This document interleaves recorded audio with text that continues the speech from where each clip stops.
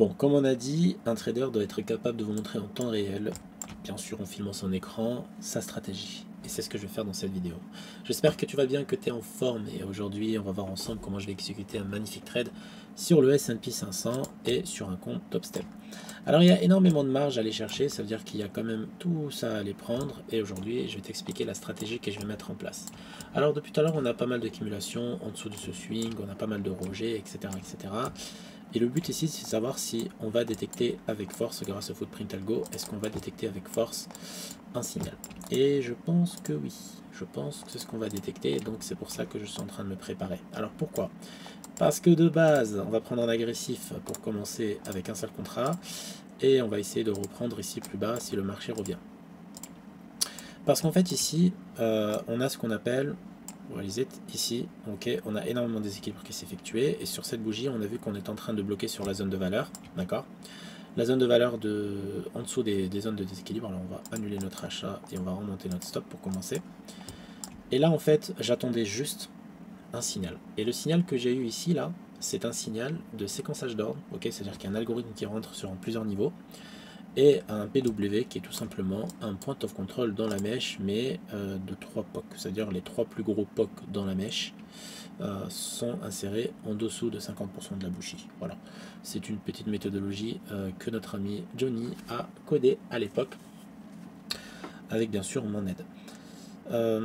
Donc voilà, le marché a fait un joli départ, il a laissé le déséquilibre ici, donc je suis en train de me dire qu'est-ce que je fais, est-ce que je me fais BE, ou est-ce que je remonte mon stop, ou est-ce que je mets mon stop loss en dessous d'une autre valeur. Alors, ce que je vais faire, c'est que je vais tout simplement laisser le marché faire, parce qu'en fait, comme on a dit, il y a de la marge. Maintenant, je suis un utilisateur order flow, et j'utilise ce qu'on appelle le footprint.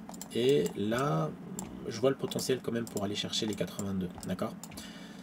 Et si je vois un signal de continuation, je pourrais renforcer ma position. Ok, on va voir. Après, le marché peut revenir sur sa zone de séquençage d'ordre, en dessous du swing, faire coucou un peu à la zone qui la break, et repartir tranquillement. Bon, j'y crois pas trop à cette théorie, et c'est pour ça que je vais patienter.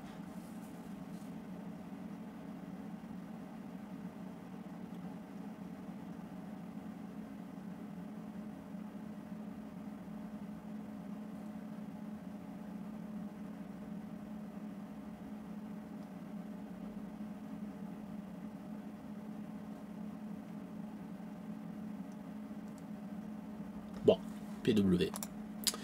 Encore une fois, on va renforcer la position à ce niveau-là. Ah non. C'est dommage, c'est vraiment dommage, mais je pense que je vais sortir. Ouais, je vais sortir. Je vais sortir parce que ça nous fait quand même un gain assez incroyable de 512 $ ici. C'est vraiment pas mal et on arrive sur la fin du mouvement, donc je vais pas faire le têtu. Ouais, je respecte mon plan, il faut que ça touche mon TP ou mon BE. Rien à foutre, j'encaisse. Je vois un gros gain, j'encaisse. C'est un peu la devise de chez les bons traders. Donc si on récap un peu ici, c'était assez simple. Hein. Donc on avait énormément de déséquilibre au break de cette structure. Le marché hésitait ici.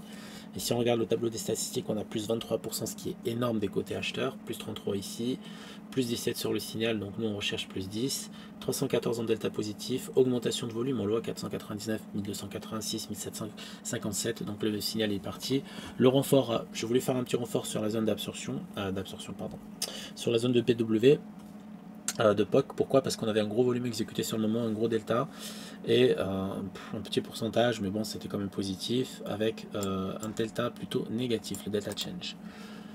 Pourquoi je suis sorti? Parce qu'en fait on a eu le PW et l'acheteur piégé, donc le marché revient toujours chercher les acheteurs piégés normalement à ce niveau là, mais on a énormément de déséquilibre à ce niveau là, une petite consolidation, donc je préférais commencer à sortir parce que j'ai pas envie de me reprendre le pullback et que ça me fasse mal en fait psychologiquement derrière, parce que j'ai été sur un bon trade, un bon départ et on n'a presque pas eu de dodo, mais je crois qu'on n'a même pas eu de redon en fait. Voilà.